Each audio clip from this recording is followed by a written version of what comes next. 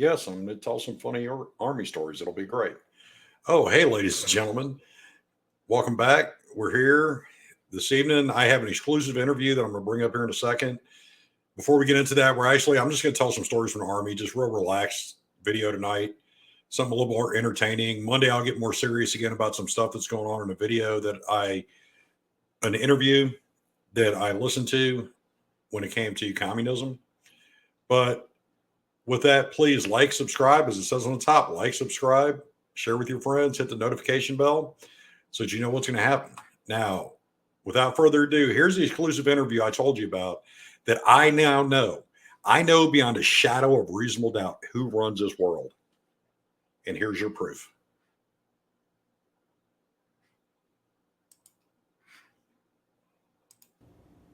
And Commander Zerg from the Galactic Alliance. As a young ensign, I was part of transporting reptilians to the Earth to control humans.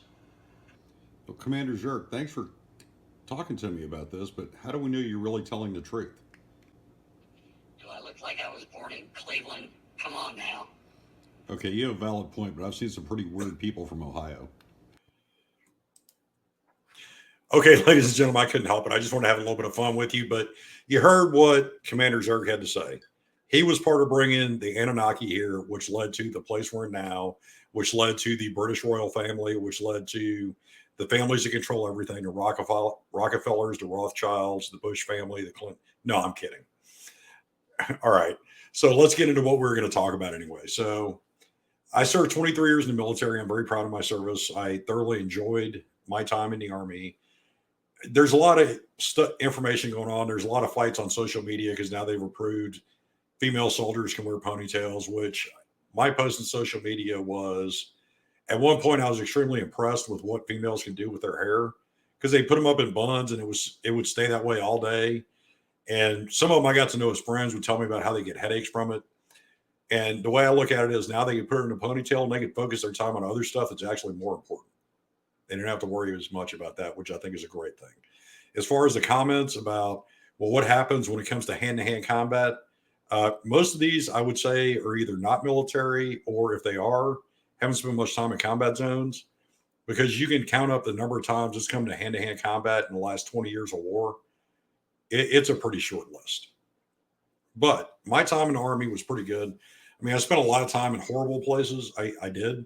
But even in some of those horrible places like Afghanistan, I was able to go places that Alexander tread on. I was able to go to Babylon and the ziggurat in Iraq.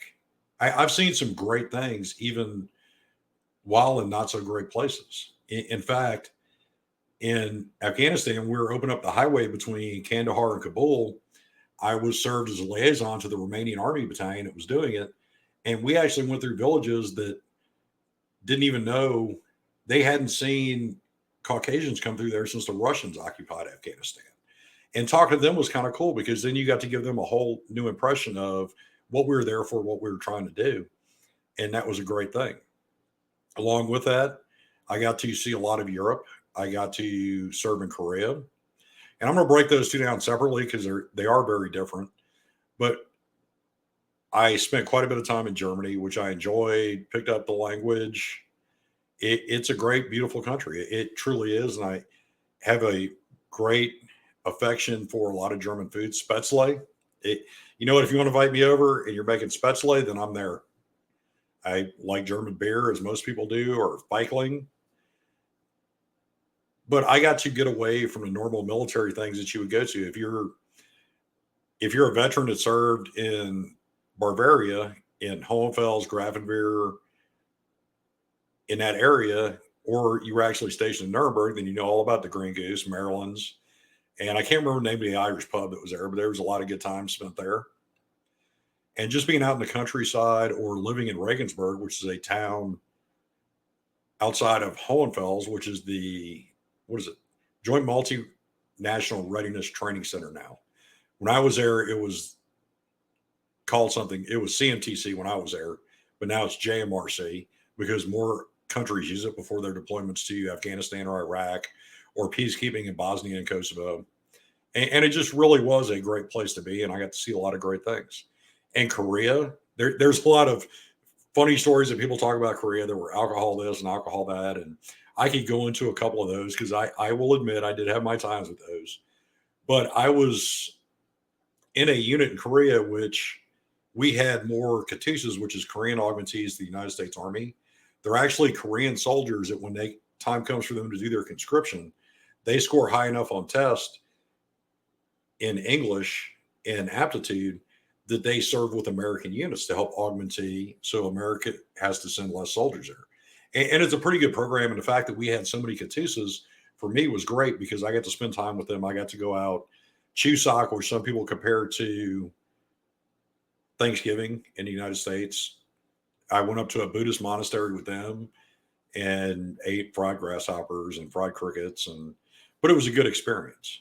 And I got to go out and really enjoy. I really developed a love for Korean food while I was there,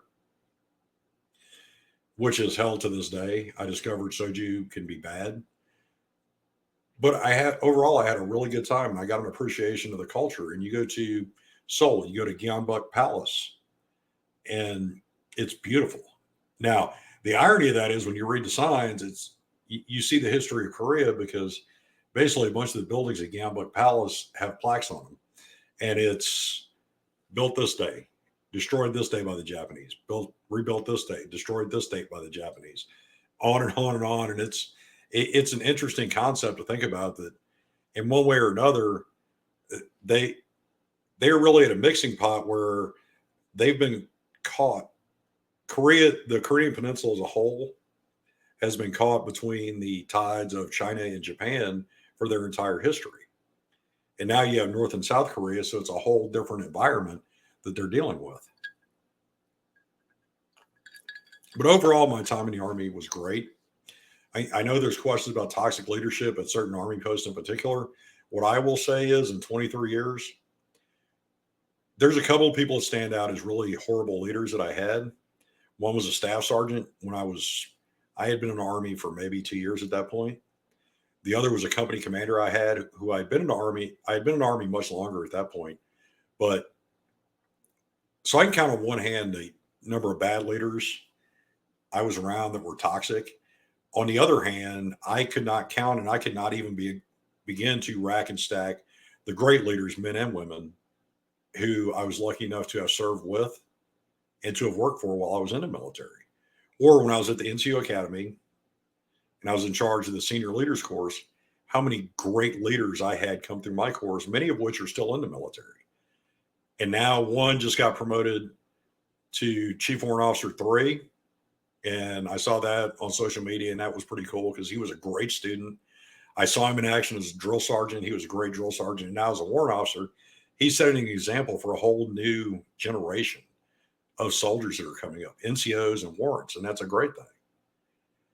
I know several officers who are currently in senior positions, one of which I'll go ahead and do the shout out is Colonel Patrick Roddy, who's got the old guard, who on social media, I see the stuff that the 3rd Infantry Regiment is doing in Arlington and their ceremonies. And I'm just going to say, great.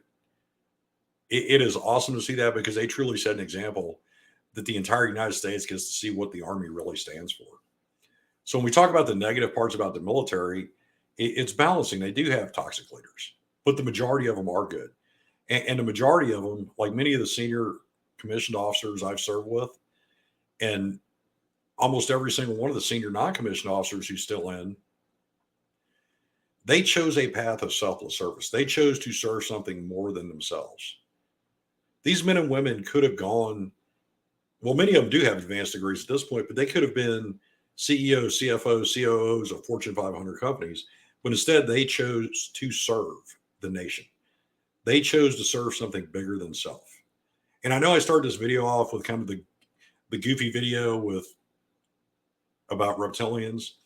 And you know what? We're going to go into that. And I think I'm going to start a TikTok channel where I just do these shorts, and maybe I'll do it on YouTube with shorts too, where I'll just do some of the funny stuff. But I just want to say when you're looking at these headlines about the military who've never served, do some more research or talk to somebody that's actually been in for a length of time. And I'm not talking about your cousin who got kicked out for being overweight or failing their PT test, because that's probably not the one to give you a good answer. But 99% of the leaders in the military are great men and women who have a desire to serve their country, and they feel privileged to lead America's sons and daughters. Don't ever lose sight of that part, because I did. It was an honor. Every day I served my country, it was an honor to lead America's sons and daughters, be it in garrison, in a school environment, or in combat. And I would just like to, everybody, I wear some of my old Army t shirts or sweatshirts when I'm going to the gym or just running around. A lot of reasons because I'm pretty cheap when it comes to clothes, but people will say thank you for your service. And to me, it's always been very awkward because it goes back to what Matt Best titled his book, Thank You for My Service. Because I was given the honor to lead America's sons and daughters, and I loved every day of it. I don't feel I made sacrifices to be in that position. My family did, but I was doing a job I loved. Ladies and gentlemen, I hope you enjoy this. Everybody have a great evening. Please like, subscribe, share with your friends. If you don't like what I'm doing, then go ahead and subscribe and hate watch anyway, because that still helps the algorithm. If you have ideas about what you want to see, please DM me on Twitter or Instagram. Upcoming Wednesday, we're going to do part 2 where Ethan and I talk about criminal justice reform. And Monday, I'm going to do kind of current events and also the interview where they kind of talk about the fall of the Soviet Union and some of the effects that trying to understand why Marxism is still so popular now. With that, everybody have a good evening.